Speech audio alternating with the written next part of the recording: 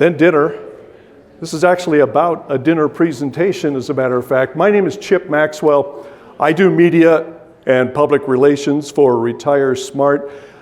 David and I are about to give you the presentation that we do for our dinner events. He asked me to step out front first and just give you a little bit of context.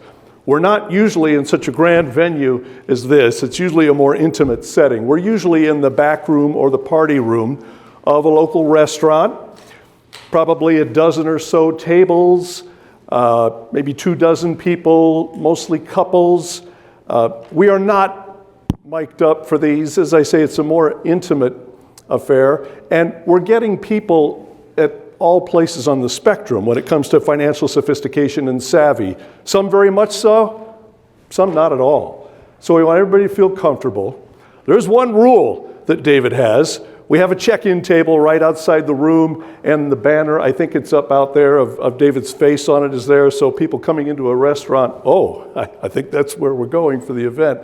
And we want it to be friendly, but there is one rule. If you're invited to a program that begins at 6 o'clock, for instance at Biaggi's, one of our favorite local restaurants, then the doors to the room are going to close at 6 and the program begins. And if anybody comes after that, those folks are invited to take a seat in the main dining room, order what they want. Retire Smart will be glad to buy dinner for them, but they're not getting into the room.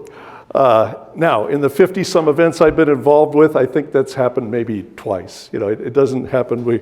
Our folks are usually very punctual. But the reason is that there really is a mojo that's created. You're really trying to connect with people. And it's not a room like this where you can slip in and out of the back and nobody knows. If someone's bustling in and crawling over 3 other couples to get seated, it breaks it up. And so that is our one rule. I have to tell you, I had some misgivings when David first approached me about this role.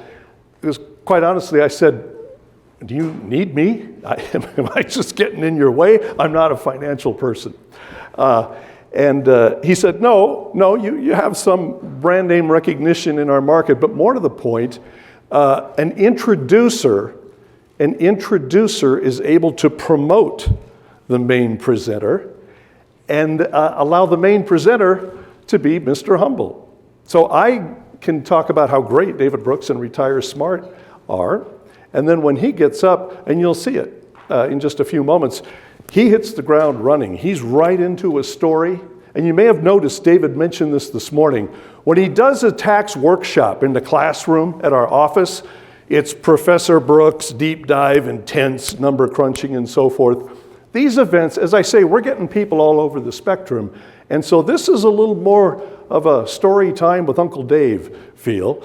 And so maybe you'll notice the difference, those of you who were here in the morning. That's why we're doing it for you.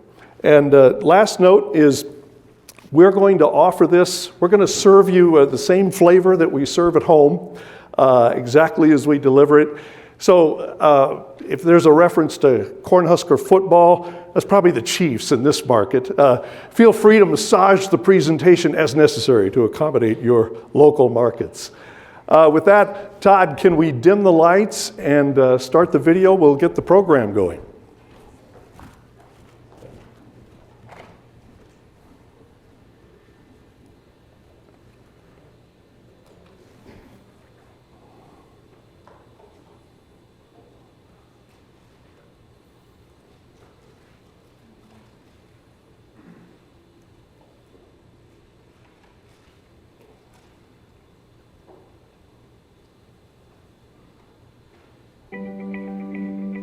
I'm David Brooks. I'm the president and founder of Retire Smart. I kind of like to reference a quote by someone who makes some pretty good cars, Ferdinand Porsche. I couldn't find the sports car of my dreams, so I decided to build it. We could not find financial planning services that met all of our clients' needs, so we decided to build the right plan for ourselves. We call it a smart plan, and that's what we do here at Retire Smart, help people retire smart. The culture of Retire Smart is something that starts at the top.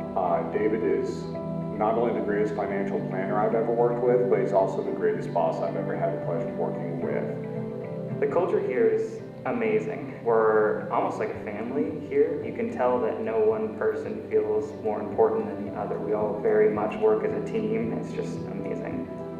I worked with David and just saw how much of a passion that he has for helping others. His number one mission statement for the company is do the right thing for the right reason at the right time.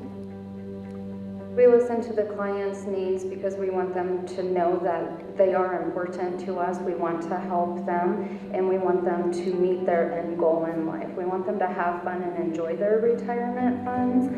You should enjoy your life. Take a vacation. You deserve it.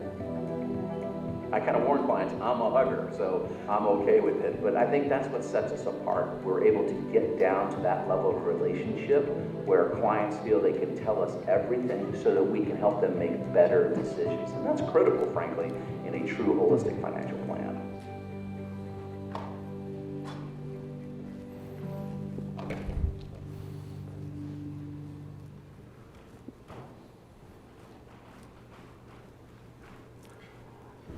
Good afternoon and welcome to our Taxes in Retirement presentation. Thank you for joining us. My name is Chip Maxwell. I do media and public relations for Retire Smart. I'm a former county commissioner and state senator. I also have made some mischief hosting talk radio shows. That's how David Brooks and I met. Retire Smart was a sponsor of a weekday morning show that I hosted, and David was a regular guest for our Friday Frenzy. We had a blast discussing everything in the news. Our audience loved it. We considered David part of our team. Now, I'm part of his team at Retire Smart. And what a team it is. David Brooks is great, but it takes a team to do what we do at Retire Smart. A first-class operation like Retire Smart requires a lot of number crunching, case preparation, client service.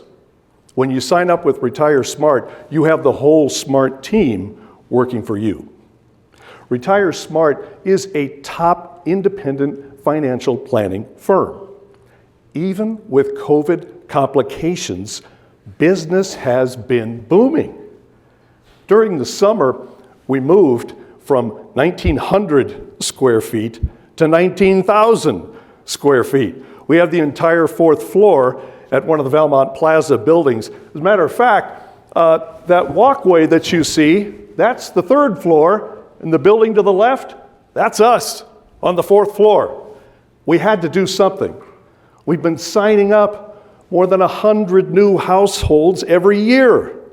And then our staff is growing to accommodate the growing client base. We're going like gangbusters. It's because we have a great team, and it's because David Brooks knows his stuff.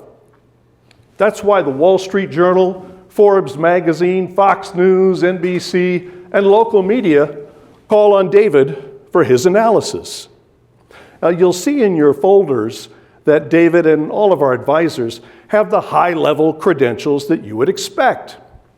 But they are not elitist eggheads repeating cliches of the financial industry. David Brooks is a go-to guy for media because he uses plain language that normal people use, and because his approach is both unique and comprehensive. A smart plan, as we define it, covers sources of income, medical and other health expenses, advanced planning for all the factors that affect your quality of life in retirement, risk management, and then our focus today, tax-efficient strategies. Now, some folks come to these events and they conclude that we are just a tax planning firm. I assure you, we put the same time and energy into every letter, every element of a smart plan. It has to be that way. You are not adequately prepared for retirement unless you have a plan that properly addresses all of these areas. But our focus today is the T in the SMART plan, taxes. This is where Retire Smart saves clients the most money. And yet, this is something often ignored by financial planners. When David gets going up here, you will see strategies you are not likely to get anywhere else. And remember, it's not just how much you make, it's how much you keep. Withdrawing or transferring the right amount of money from the right account at the right time can save you hundreds of thousands of dollars in taxes over the course of your retirement. Show of hands. How many of you would like to save $100,000 in taxes? It's not a trick question. I would. Hey, money saved from the tax man is more money in your hands. Here's what I'd really like to ask you. Another show of hands, if you please. How many of you would like to have David Brooks put $100,000 in your hand today? $100,000 in your hand? Yeah, of course. Let's bring him front and center and find out how he plans to deliver on that. Ladies and gentlemen, please welcome our host this evening, the founder and president of Retire Smart, David Brooks.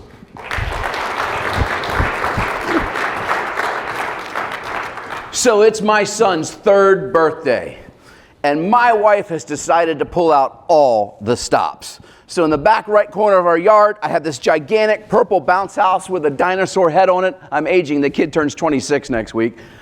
Of course, that's Barney. On the left side of the yard, we've got 2 60-foot slip and slides for all the slip and bliss these kids want to experience. Not 1, but 2 ponies going around our large yard so people can have pony rides and fun. We had a clown brought there to make them laugh and giggle. Unfortunately, I think he just made them cry. At the time, I owned 4 restaurants, so the whole affair was catered with all the food and beverage you could want. 62 children from the local daycare where he attended were invited to this party with their families. My wife's large extended family in Central Florida. This was an amazing event, but there was one problem. Dad missed it. You see, I was a success story by what most people consider the American success story. Put your head down, work hard, and that's how you get ahead. I actually dropped out of college, started a restaurant. It turned into 2, turned into 3, it turned into 4. And before I was 25, I was a multimillionaire, at least on paper.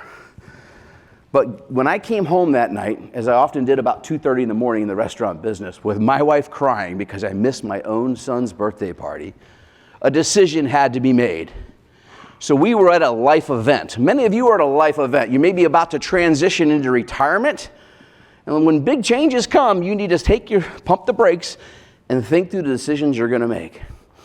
So we came to the conclusion it was time to sell the restaurants. It's a very profitable operation, so it did not take long to find somebody to buy it. The restaurants were sold. So I go talk to my financial guy. His name was John Roberts. His title on his card said stockbroker. He worked for a company named Payne Webber. Anybody hear of Payne Webber? One of the original Wall Street 5. So I get to see John. I'd been using John for about 7 years. I probably had $100,000 with him. I'm like, John, this is a 7+ figure check I'm about to bring you. How do I make it last? Teach me about financial planning. I need to how does this money protect my family for the rest of my life? Told me to come back in a week and he'd have a plan. So I did. Came back a week later, basically he showed me this pretty little pie chart with all these colors on it. It was basically 13 different mutual funds he was going to invest my money in, and I was told I could count on $70,000 to $90,000 a year pretty consistently for income for the rest of my life. I wasn't even 30 years old. I was like, that's awesome, sign me up. I gave him the check. I went back to work for the folks that bought my restaurant, very common in that industry, a workout contract. I had a 180-day contract now to train them on how to run the restaurants they had purchased from me. So I honored that agreement. After 6 months, I called John up. All right, I'm done with that. How we doing? Can I come see you? Come in for a review. 18.84% rate of return in 6 months. Man, this is going to be awesome. So then I asked him the tough question. I was like, all right, I'm not a guy with idle hands. You probably figured that out. I talk this way, folks, all the time. This is as fast or about as slow as it really goes. It's this way. I grew up on a farm. You talk fast and eat fast or you don't get either in. So that's the way I am. So I tell John, hey, what am I going to do? What do I do with my time? Cisco Foods is trying to get me to be a consultant for them to teach other restaurateurs how to properly scale their businesses, something I'm pretty good at, but that means flying all over the country. I don't want to do that. I got rid of them so I could spend time with my kids and my family. He's like, well, why don't you come work here? I'm like, what? He goes, man, you're a people person. It's natural. I think you do great in this business. And you do more research than any client I've ever known. And that's true. I've been trading stocks personally since I was about 14 years old. So I was like, John, I didn't finish school. I never finished college. I dropped out when the restaurants took off. He goes, they don't care, really. If you can pass your general security exam called a Series 7, I'm pretty sure I can get you hired in the rookie broker program. So, and he's like, if you want to go back to school, they'll actually pay for it.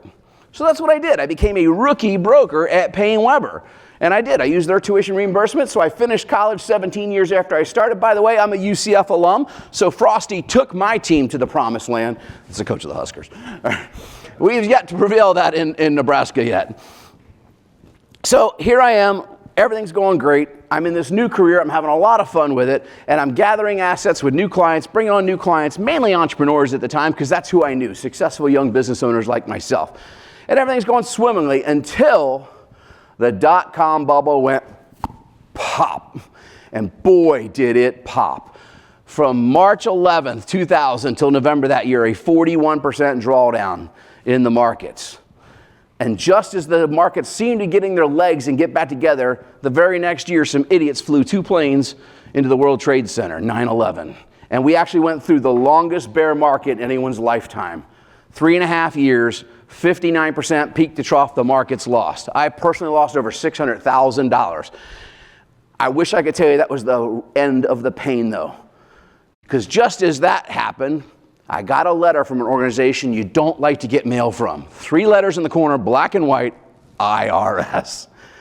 I opened that letter up and they told me I owed over $180,000 in back taxes due to the sale of my restaurant. Went and got legal counsel and he's there. It's right, you owe it. That was the second experience in my life dealing with the IRS. It's because I did not get good advice when I made the biggest transition of assets in my career. So I'm here to tell you tonight, I've been on a mission since 2003 to help clients understand, one, they don't need to take crazy risk with their portfolio to get a reasonable rate of return. And 2, if they don't understand the tax code, it's the #1 expense you'll have from the day I meet you to the day you die, and there's nothing I can do to stop that. But I can severely mitigate it if you'll allow me to. And that's what I want to talk to you about tonight. Now, our tax code is quite complex, right? How long do you think we've had income taxes? Anybody know? When did we start with income tax?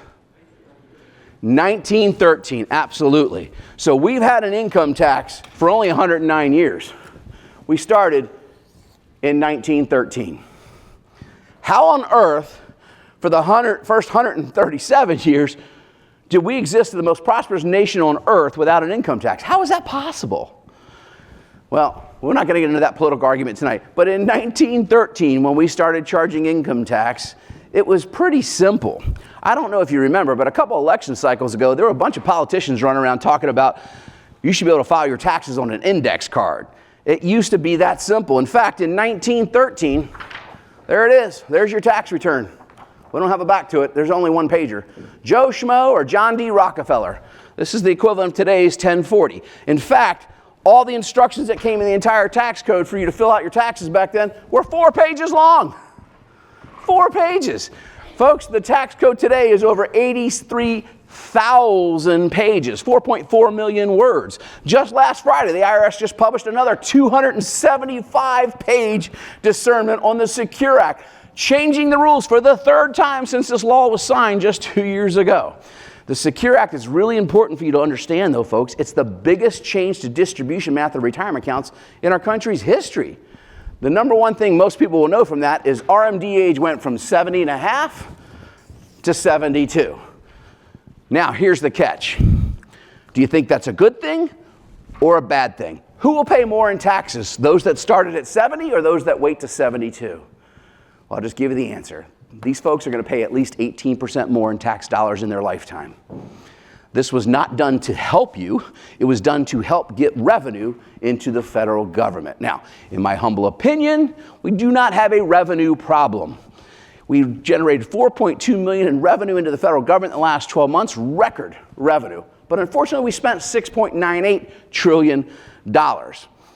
Biden's first act in office, a $1.91 trillion stimulus bill that was to give you hope and help for COVID related. But look, it's not just left or right. Trump signed 2 such stimulus bills. 3 stimulus bills went in action for COVID. Had nothing to do with projects or things that could help us. $5.4 trillion. Where did they get it? They printed it. We have printed more money in the last 24 months. 38% of all dollars ever created were created in the last 24 months. Think about that. How much is $1 trillion? By the way, my dad always told me, son, you're in sales, don't talk about religion or politics. So I get that out of the way real early. Jesus Christ is my Lord and Savior. And if that's a problem, you don't ever have to come see anybody on my team or office. No, we don't talk about our office. I just put that out there. And I vote exclusively with my right hand. And if you let me tell you how to vote, I'll teach you how to vote too. Now, how many changes are we going to go through in our tax code before people wake up and realize they have to be proactive in their tax management? Trump's Tax Act that was put in place just a few years ago.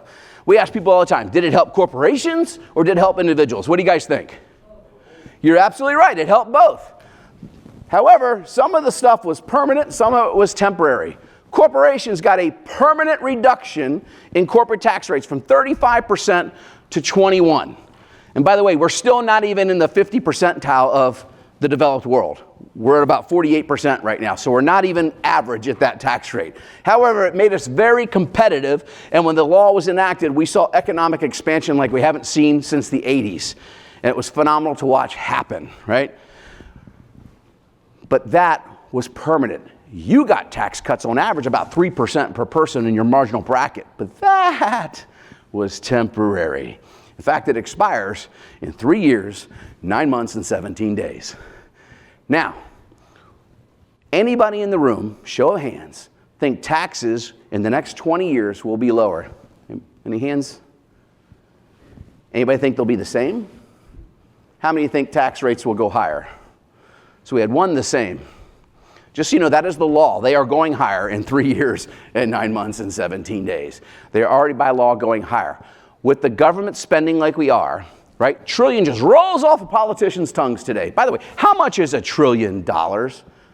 Well, if you believe in Jesus Christ like I do, the day he got nailed to the cross, I gave you $1 trillion and you spent $1 million every day from that day until now, you'd still have over $823 billion. Put it another way, my wife hates debt. So if I lent her $1 trillion, she's like, I want to pay it back as fast as I can. If she gave me $1 back every second and just handed me money back, it'll only take her 32,000 years to pay that loan off with no interest. Yet we're just spending money like crazy. Has anyone heard this myth before? Defer your taxes. You'll be in a lower tax rate in retirement. It's a myth. 4% of Americans end up in a lower tax bracket. It's just not true because of what's called forced income. You are forced to take taxable income when you least want it or need it, frankly. But we're not going to get too far into the income tonight. We're going to talk about taxes. So what is the highest tax rate you could imagine us ever having to pay? What's the highest we've ever charged anybody? Just so you know, top bracket today is 37%. I know, I reside there. It's actually 94%. We've taken that rate as high as 94%. That seems unbelievable, but that's why if you don't learn from history, Mark Twain, I think best paraphrasing, history doesn't really repeat itself, but it often rhymes. So we want to watch history and we want to learn from our mistakes. There's the history of our tax rates right there. That's our highest marginal tax bracket every year since 1913, since inception. When we first introduced income tax, top bracket was 7%. 7%. Politicians figured out pretty easily, though, hey, we can change these numbers. What happened just a few years later after 1913? We joined World War I. Wars are really expensive. Tax rates had to go up. But guess what happens post-conventional war? economic rebuilding, right? You have to rebuild all the destruction that happens across the globe. And so the entire globe had an explosion. The roaring 20s wasn't just in the US, it was everywhere. And the economies flourished. So we were able to bring tax rates down aggressively. But unfortunately, things got out of hand. People weren't really at the wheel, and we ended up with the Great Depression in 1929. And then we ended up with the Big New Deal, right? The entitlement programs were first introduced in 1935. We enacted Social Security. We got paid for that, right? A few years later, we joined World War II. There goes another war. And in 1946, 94%, that's when we hit it. Because that was the first time in our history debt to GDP ratio went past 100%. Had never happened before, had never happened since until 3 years ago. We've blown by that number now. We're at 128% debt to GDP. About 4 Tuesdays ago, we crossed over $30 trillion in debt. If you want to get depressed before you get home tonight after you eat your dessert, go to usdebtclock.org, right? It'll just put you in a really bad mood, all right? Now, after going past 100%, it took 25 plus years to be able to really reduce tax rates of any significance. We're at 128% debt to GDP.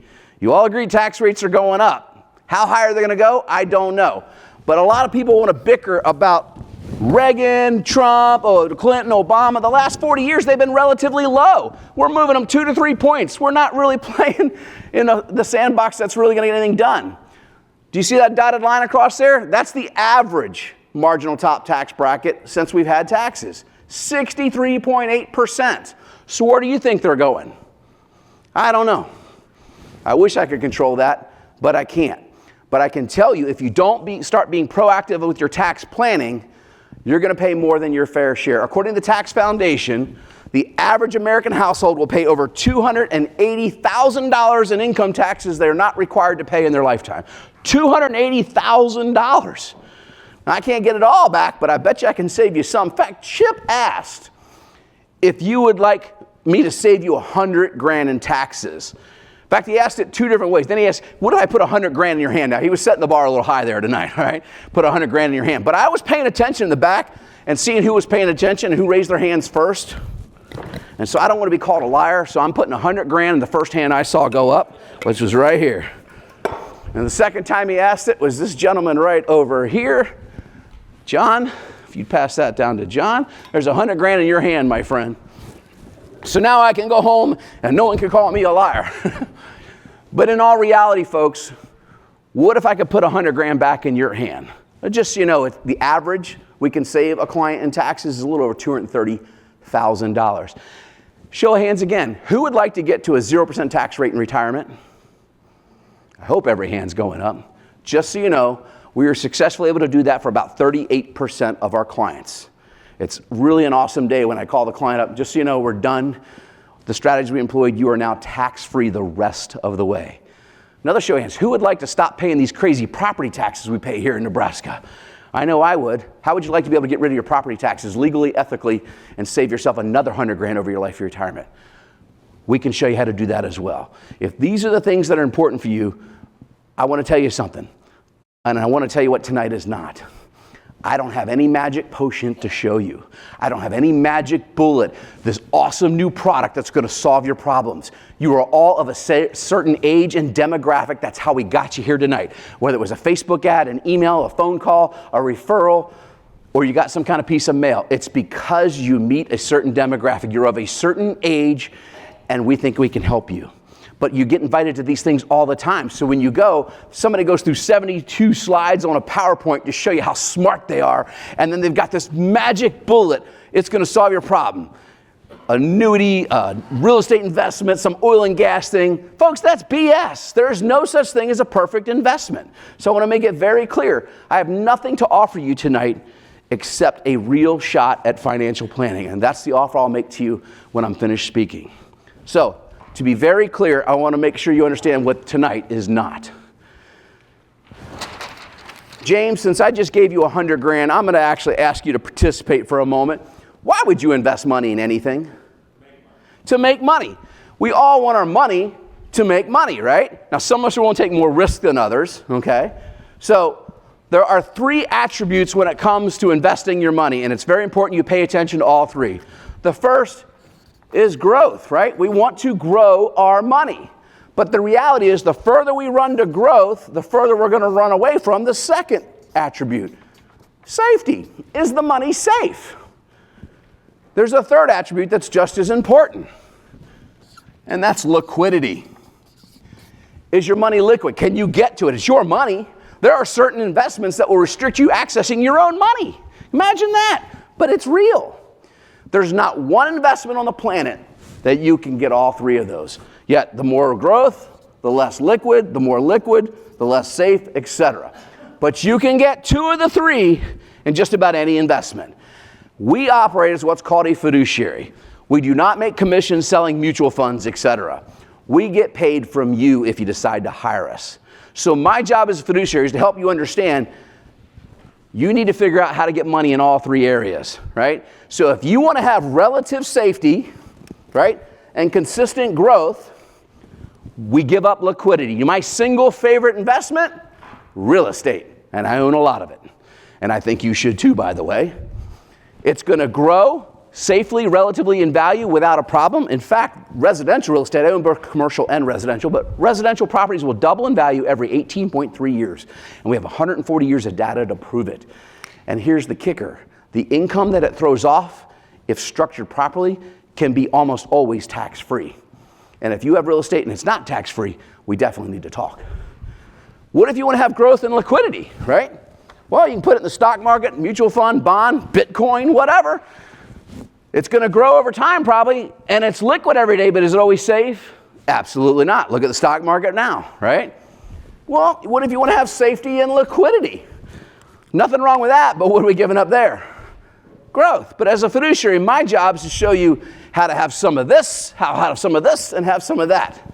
By the way, where are you going to stick the money right now that's safe and liquid? You could buy a CD. You guys know what that stands for, right? Certificate of Disappointment. By the way, 0.75 on Bankrate.com this week. A 5-year CD, 0.75. So you have $100,000 in the bank. You're going to earn a whopping $750. Now, if you're retired, you're probably thinking, I'm not in a big tax bracket. I'm in the low tax bracket. I'm in 12%. I only have to pay 12 cents on that. If you're retired and drawing Social Security, guess what just happened?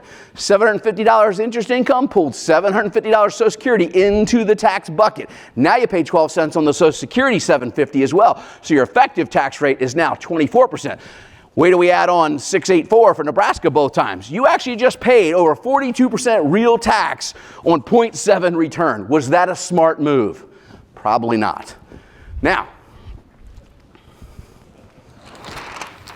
when we like to talk about taxes, I like to make sure people understand there's only 3 types of money when it comes to the IRS's eyes. I grew up on a farm, so I use really simple analogies, all right? We call them buckets. Odd-looking buckets, but they're buckets nonetheless. So the first bucket that most people save money for in retirement is the tax-deferred bucket, right? So that's money that we have yet to pay taxes on. What type of money am I talking about? What type of account am I talking about here? An IRA, right? Or a 401k? What else? Could be a 403b, could be a 457, it could be a pension. There's all kinds of stuff. There's actually 37 different types of accounts that can be tax deferred. We kick the tax bucket down until retirement. Now here's the kicker. Every one of you told me taxes will be higher in the future. Is it a smart move to defer those taxes right now when you know you have higher tax rates? Absolutely not. But yet this is where 91% of the average American's net worth lies. In the worst tax asset they own. And the day you retire, that is, in fact, it's just that. It's the worst tax asset you own. But we'll get to that. The second bucket is what we call the taxable bucket, right? And so this is stuff you got to stop and pay taxes on each and every year. So guess what? It's going to grow a little slower, right? Because you got to take a little out every year and pay the tax man. So this could be that certificate of disappointment or an interest-bearing checking account if you can find one today, right? It could be a revocable family trust or an individual brokerage account or a joint account. This could be a lot of things. It could be a small business. I own several, right? But you get tattletale letters on these accounts. They're called 1099s and K1s. They tattletale on you. You earned that 7.77 in interest. The IRS wants some of it. Is it smart to keep piling money in these accounts? It could be. And then there's the third bucket, my favorite bucket, the 100% tax-free bucket. Now the funny thing is I've been educating people for 19 years now on our tax code. And up until about 5 years ago, I would not get the answer I'm going to seek from you in just a moment. What is the number one tax-free account available today? It's a Roth IRA. But it's also the most misunderstood of all the accounts. And CPAs, my little brother's one, by the way, get it wrong. Clients get it wrong. Financial advisors get it wrong. I want to make this very clear. Anyone, a newborn baby, an octarian, or anyone in between with any income, make $1 million a year, make zero income, can have a Roth IRA. Anyone can have a Roth IRA. Yet all the time we hear people tell us, oh, I can't have a Roth IRA. I'm retired. I don't have any income. I can't put any money in there. That's not what the law says. And we'll share with you tonight strategies. By the way, there are 3 ways you can get money into a Roth. We're not going to cover all of them tonight, but I'll cover one of them for you. However, this is what's interesting as well. Over 96% of large employers, those with more than 500 employees nationwide, offer a Roth version of the workplace account, the Roth 401k or the Roth 403b. Less than 10% of the employees on average know it's there, and less than 4% actually participate in it. Why? Because they're not educated on it. Why on earth did the company not tell you they have this awesome tax-free vehicle you can save for retirement? Because it costs them millions and millions of dollars. Not to pick on anybody here tonight if you work for Fiserv just down the street, but they have a little over 6,000 employees here in Omaha. If all 6,000 employees were max deferring in the 401k at 25 grand a year on average, decided to swap that to put in the Roth, they got to pay taxes, but guess who else has to pay taxes on that $50,000 swing? The employer, about 8.25% in payroll taxes. That would cost that company $18 million a year if that happened. And that's at one location. This is why people don't know about these accounts. And again, you all said tax rates are going up. So if you're still working and you don't know, you need to look up on the website when you get home or tomorrow, call HR. If you have a Roth version, flip the switch today. Do not delay. Now, there are all kinds of other vehicles. We can use what's called a special account called a LERP if we want. We've actually got about 15 options available that are tax-free ways to help you grow and use your dollars in retirement. I'm not going to go through all that tonight. But here's the thing I want you to understand is my job is to show you, just like we're going to show you how to risk allocate your money properly, we're going to show you how to take bucket money and move it from one bucket to the other systematically to lower your tax bill. And I say buckets all the time, so you know what? Here's a bucket right here. Here's that tax-deferred bucket. And this is going to represent the statements you're going to bring me when we meet next week. When you come into our office, by the way, I'm going to need your tax return and all your financial statements. And I don't mean summary pages, I mean statements, okay? And when you come in and sit down in the conference room, the first bucket I'm asking you to slide across the table to me is the tax-deferred bucket. By the way, Uncle Sam is smiling there for a reason. You'll understand that in a couple of minutes. But this is the tax-deferred bucket. I get the statements, we take a look, okay. On average, it's 91% of the average net worth. So I'm like, do we have any taxable statements? And percentage-wise, they're a little smaller than that tax-deferred bucket on average. So I look at those statements and I'm like, do you have any tax-free statements? And if I'm lucky enough to get one, in proportion, it's really small. And this is average, folks. However, working with my firm, we will show you how to even these buckets out over time. And by the way, it does take time. 6 to 8 years on average to help you smooth out those buckets. If I just get your buckets even, just get them even, I'll save you on average well over $200,000. What would you do with that? Now, there are additional strategies we can take advantage of to accelerate that process. I've got my friend here, Mr. Slinky. Loved playing with this when I was a kid, right? Markets can be volatile, and so this can represent it. It's volatile right now in the stock market, right? The market goes up and goes down. But man, is there opportunity after opportunity when this happens, and people leave it on the table all the time. Let's say you own some Berkshire Hathaway. We have so many folks around here that do. Let's say your IRA has $100,000 of Berkshire Hathaway in it, and this represents it. And COVID hit. You got 100 grand in Berkshire Hathaway.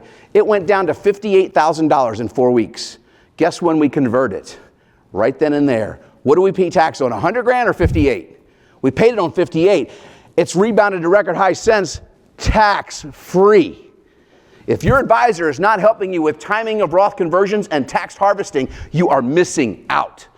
So this is the type of advice that you might be missing out on if you're not with somebody who can do true holistic tax planning. Now, what I'm going to do is rapid fire go through a couple of strategies so you can walk away with tonight with actionable ideas that you can actually employ and save yourself in taxes. Now, is anybody here donating to church or charity and simply not getting any tax benefits because of the higher standard deduction? We know this happens, absolutely. So I'm going to show you a quick strategy where maybe we can fix that. And that strategy is called a QCD. That stands for Qualified Charitable Donation. You are allowed, you have to be 70.5, there's the kicker. You are allowed to distribute up to $100,000 a year out of your retirement accounts to your churches or charities. So if you're giving 10 grand a year away and you're over 70, it better be coming from your qualified account. We handle all that for our clients. That will save a lot of clients a ton of money, very simply. Another quick way to do it, and this is so you can never forget this strategy, it's called a DAF, and that stands for David is an awesome financial planner. It actually stands for Donor Advised Fund. This is a strategy I personally utilize every single year. A donor advised fund is simply a fund that allows you to make a donation to a charitable organization. The charitable organization will then let you advise them, and you make what's called grants to the charity, so you stay in control. So if you were given 10 grand a year but you're only using standard deduction, you can just lump 3 years of donations, 30 grand, into the donor advised fund. Right? So now you get to file a Schedule A. You'll use standard deduction in year 2 and year 3. In year 4, you'll lather, rinse, and repeat. Has anyone here ever had an asset they wanted to sell, but the only reason they didn't sell it, I don't want to pay the tax man. I don't want to pay the tax man. I don't care if it's a stock, bond, rental property, family farm, right? Anybody have an asset they have not sold simply for tax reasons? We hear this all the time. Let me show you how we can help you out with that. Let me tell you about a doctor that we were able to help here recently. She's a surgeon here in town and been in practice for almost 27 years now. She bought her medical condo as a very good investment for $250,000 about 2 decades ago. That building has grown and grown and grown in value. In fact, today, it's now worth $2 million. We actually helped her structure a sale of her practice. There's 5 surgeons in the practice other than her. We helped her structure the sale. She's about to go into retirement through another strategy we're not going to go into tonight called a deferred sales trust, where we were able to eliminate taxes on the practice sale. She had planned on keeping the building, which she solely owns through an LLC, as rental income for the rest of her life, and then she wants to pass the building on to her 2 daughters. She's like, Dave, we don't really need it. We just want to keep it and then pass it on. So we didn't worry about it last year when we set up the plan. However, the other surgeons, and it kind of makes sense, they want to control their own destiny. They don't want to have to move the practice. They don't want to worry about leases renewing. So they're really putting a lot of pressure on her to sell the building. So she came to us, all right, how bad is it going to be? What's it going to cost me if I sell the building? Well, again, that could depend on when you sell the building. Under current tax law, it would cost her $416,000. Now, just so you understand, she's a high income earner. Her husband is an attorney. They're making over $800,000 a year combined. They're in the top tax bracket. The top capital gains bracket is 20%. But we have a little extra kicker in there called net investment tax. That's 3.8%, one of 21 taxes embedded into Obamacare. So she has to pay 23.8 to the feds. Now, I did not illustrate here depreciation, some other things. In reality, I just want you to know that's the tax on just the gain of $1.75 million. If the Build Back Better proposal went through, or Biden's original proposal, it could have been a very different story. And it could be different in the future. We just talked about the need for revenue for this government. Taxes are most likely going to keep going up. Under Biden's first proposal, and that's not going to happen now, let's be clear about that, it would have been as high as $797,000 because they wanted her to pay the top marginal bracket, which was going to revert back to 39.6 plus 3.8%. So sometimes we have to tell you, suck it up and pay the tax, right? Paying early is not always the worst strategy. But if you're like me, I don't want to pay either one of those. So we want to help our clients be in control. We want to help you be a better steward of your own money. So to keep you in control, we are going to open up another special account, and it's called a CRT. And no, it doesn't stand for control. It actually stands for Charitable Remainder Trust. And what we're going to do is we're going to have the doctor, before we close by about 10 days, we're simply going to transfer title to the trust. And when the building gets sold, where does the money go? It goes to the Charitable Remainder Trust. How much tax is due? 0. She granted this, she's the grantor, to a charitable trust that does not owe any tax at this point. However, Charitable Remainder Trust is a way to defer taxes and then follow the rules. You're going to pay some tax on the back end. So understanding how that works, we have now eliminated $400,000 for the short term in capital gains tax. There's $2 million in cash, and inside that trust, we're actually able to reinvest this, and because the charitable trust entity doesn't have to stop and pay taxes, we can invest it in a different manner than we would if it was just in your family name or your revocable trust, because we don't have to pay the tax man. So this trust can average, we can target a rate of return around 8 to 9% using a little bit more tactical management style. And this trust is then going to kick out income. You have to understand the rules. It's going to kick out income. The minimum you can take is 5%. We will set this distribution rate based on your age, etc. By the way, this client is 56 and her husband is 57. And so that 5% distribution in first year, they're going to receive $100,000 in income.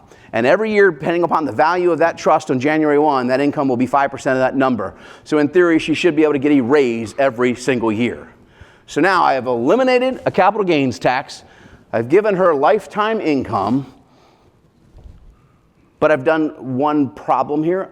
I've disinherited her 2 daughters, which she told me she wanted to get that asset.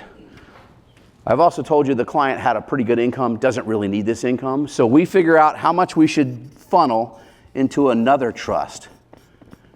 And that's basically what's called an ILIT, I-L-I-T, Irrevocable Life Insurance Trust. And by the way, you should not own your life insurance, ever. If you do, you're definitely going to come see us.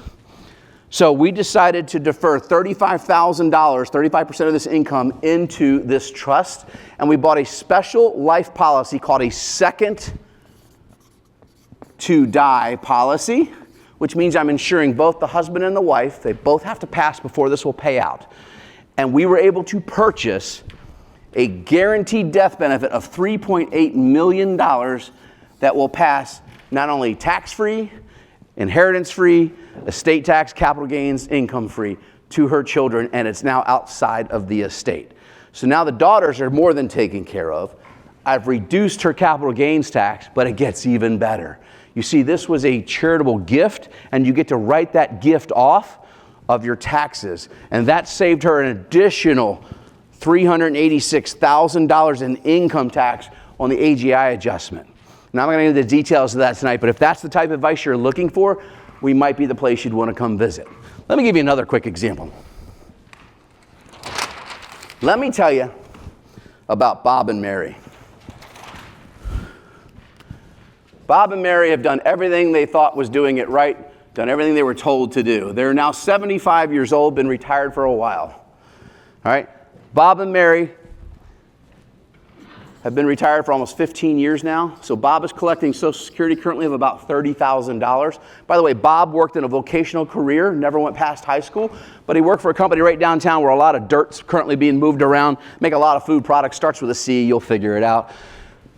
They actually offered a defined benefit program when he worked there. You would know it as a pension for not even non-managerial employees. So Bob also gets a pension.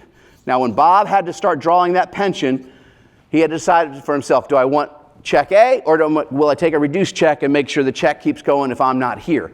He wanted to take care of Mary, so he chose the 100% survivor benefit, and he's been getting $2,000 a month for 15 years now. How many raises has Bob gotten? Private pensions don't have COLAs, so he's collecting $24,000 a year. Mary never worked outside of the home. Does Mary get Social Security? Yep, because she's married to Bob for over 10 years. So that's basically about half of Bob's benefit. That is more income right there than they've ever earned in their working years before they retired. But unfortunately, they have to take even more taxable income. You see, because when they killed that pension plan about 20 years ago, they opened up a defined contribution plan. You know it as a 401k, and Bob did already told him to start deferring some money into that. And that money grew and grew, and he doesn't need it. And so today, Bob's got an IRA with $500,000 in it. Bob's 75. What does he have to do with that every year? He's got to take RMDs, right? Well, this year that RMD is a tick over $20,000. So by my calculation, that's $89,000 in income. Now, the way our tax code works, we have a progressive tax code, is when Bob and Mary get to take some deductions. So they are going to use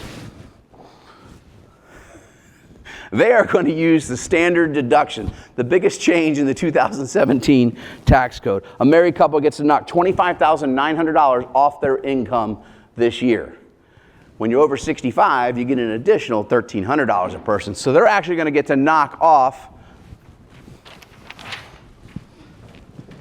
they're going to be able to deduct over $28,000 off of their income. So their taxable income is $61,000. So how does that work? Well, let's take a look. They're a married couple, so we're over here, and you have all these in your packets, folks, by the way. So let's go. So they're over 20,000, below 83,000 taxable income, so they are squarely in the 12% tax bracket. The most common tax bracket, in fact, about 8 out of 10 Americans will be there this year, right? So do they pay 12% on all 61,000? No. It's a progressive tax system, so they only have to pay 10% basically on the first 20 grand. So their tax bill in 2022 on that income, $4,509. Now, prior to Trump's tax cut, or post if it changes back to what's proposed, it will not be $4,509. It would actually jump up to $5,385.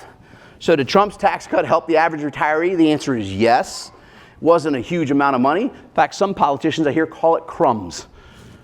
I can tell you though, dealing with retirees every day, you give someone $800 federal back, another $200 or $300 from the state, that's $1,000. That's the difference for some retirees buying the prescriptions or not. It can matter. But what did Trump's tax bill not fix? What will Biden's tax bill not fix? And what will the next one not fix? What if something happens to Bob or Mary? Now, we do a lot of fun events with our clients. You'll get invited to that after you come on board. So I like to take people out golfing. I'm not very good, but I still like to go play. So I take Bob out golfing. We get up to the first par 3. Bob does a little bit of wiggle, hits a smooth 7-iron, ball bounces one, goes right in the hole. Bob gets his first hole in one. He's so excited. Unfortunately, his ticker gave out right there. Bob is no longer with us. What income will Mary lose? She's going to lose the smaller Social Security. He chose the survivor benefit. So now we have Mary, unfortunately, on her own, getting Social Security of $30,000. He chose the survivor benefit, so she collects the pension of $24,000, but his IRA is now hers, so the RMD still applies. And when they file taxes, she files taxes next year, she's going to have $74,000 in income. Now, the cool thing is she should be okay on income. According to AARP, a surviving spouse only needs 27% less income than where they're both there. Less health care, clothing, and food to purchase. So from an income standpoint, she should be okay. But how's the tax code treat Mary now? Let's take a look. She's going to file next year how? Single. Her standard deduction is what? $12,900. She's going to get a little over $13,000 off her tax bill. So if we take that $13,000 off, her taxable income, man, does that look similar? $61,000. Now let's go see what she's going to do. She's now going to file single. So we're going to be, let's see, over 41, below 89. She just jumped 87% in her marginal tax rate. The single biggest jump in the tax code. Mary's now going to pay 22%, and in 4 years that jumps to 25%. Mary's tax bill with 18% less income, $75.60. Is that fair? No. Can I fix it? Not after Bob hits the hole in one. But luckily for you guys, I drove to Biaggi's tonight in a silver DeLorean. And if you get in with me and we take a ride and I get that accelerator up to 88 miles an hour, we can go back in time. Let's do that. Who wouldn't want to go back in time? For some of us, it's less gray hair. Some of us, there's more hair. Some of us, less weight. Let's go back in time for a moment, shall we? Let's go back, say, 15 years. So now Bob and Mary are 60 years old, and they walk into my office. He's like, David, I got this IRA. We'll use the same numbers, keep it easy. 500 grand in it. We've got guaranteed income. We paid off all our debt. I just want to grow this. We really just want to pass it to the kids. We don't need it. Hear it all the time. I'm like, Bob, I don't want you to do that. He goes, no, please, just grow. I was like, let me show you what that looks like, Bob. I'll have to make an assumption here, so I'm going to assume a rate of return of 6%. So, Bob, if I just grow this money and keep deferring it, doing what you've always done, when you get down here to 72, that's RMD age, Bob. And just so you know, in 12 years, if we get 6%, it's going to be just over a double on your dollars. You're not going to have $1 million in that account because you didn't want to spend it. And then you're going to have to start taking these things called RMDs, Bob. You're going to have an RMD of over $35,000 you're going to have to take out of the account. And every year thereafter, the RMD is going to grow. You're going to take more and more taxable income. And if we do what you say, since I just talked about my favorite movie, I love Michael J. Fox, I got to tell you about my wife's favorite movie. So now Bob and Mary are 90 years old. They're in a nursing home. It's in South Carolina. It's on a lake where all these swans come by. And Bob is reading a book to Mary to help her remember. She struggles with her memory now. I'm talking, of course, about The Notebook, which I have to tell you, I've watched more than I want to admit. They passed away happily together on their 90th birthday. What does that look like? Well, just so you know, even taking over $1 million in distributions on those RMDs over that whole retirement, when they pass away, there is still over $1 million in that account that will pass 100% taxable to their children. Their whole goal was to help their kids. How much tax did Bob and Mary pay taking only minimum distributions and then the tax the kids are required by law to pay? $792,000 in taxes will be paid between Bob and Mary and their children on an account that has $500,000 in it today. If you've got $1 million in your qualified account, double it. If you got $250,000, cut it in half. Either way, I think there's a better way. So we tell Bob, that's not what we want you to do. Now, I shared with you earlier their income. And so I said, Bob, I'm going to open you up a new account. I'm going to open up Bob a Roth IRA. He said, Dave, I can't have a Roth. I'm retired. I don't have any earned income. Again, bad advice from bad counsel. You need to seek better advice if that's what you're being told. So I say, Bob, the rules for the Roth are very simple. All right? You're talking about a contribution. I am not. I'm going to tell you a strategy. It's called Roth conversion. In fact, we've gotten so good at it. By the way, as you can tell, folks, I don't like the IRS, so we flip it around, SRI, and got it federally trademarked. And we call it strategic Roth integration. We will show you how to systematically move money from the wrong bucket to the right bucket. Now, in Bob and Mary's case, I shared with you they had about $89,000 in gross income. Their taxable income, I showed you, was $61,000, but only 85% of Social Security was really taxable. The real taxable income was about $56,000. So they have about $27,000 of room to stay in the 12% tax bucket, and that's critical. So I say, Bob, why don't we take $25,000 out of your IRA and deposit in the Roth IRA? Now, when I do that, from that account to that, is that a taxable event? Yes. 12 cents on the dollar. That's $3,000. So I'm going to net deposit $22,000 into Bob's Roth. And I'm going to lather, rinse, repeat. We're just going to do this every year. And we'll keep doing it to get you to zero, but let's just say we stop at 72. So if I just make 12 deposits in Bob's Roth at $22,000 a year, I'm not even going to talk about enhancing performance and investments, we could certainly do. Let's just assume it's in the same stuff and it earns that same 6% rate of return. Now let's flash forward all the way back to 90 again. Very different story. There's no longer $1 million in the account. There'll be $599,000 in the account that will pass fully taxable to their children. But the Roth IRA will now have $1,148,000 that will pass 100% tax-free. I have effectively doubled the net inheritance for the children, free $750,000 of life insurance. Is that the type of advice you might be looking for? If so, we might be your firm. So I want you to do me a favor. If you could just pull this form out of your packets there tonight. At the very least, I'm going to write your dinner off, so I need the very top portion filled out. I've been audited not once, but twice, so please fill that out. If you thought tonight's information was valuable, 5s mean I was awesome, 1s mean I stunk the joint up. Only candid answers, please. If you have a very specific question you want me to answer, just write it in and we'll get the answer to you.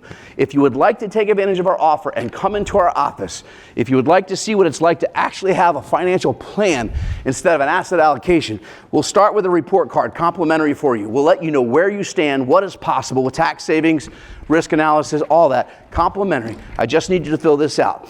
Just pick the day of the week, and if morning or afternoons are better for you. My team will be by to grab these from you in 5 minutes, and Robin's about to serve you dinner. Hopefully this was different than what you expected tonight. By the way, if you're not interested, please, in very big letters, write not interested. Perfectly okay. Thank you for coming out tonight. I look forward to seeing you in the office very soon. Good night.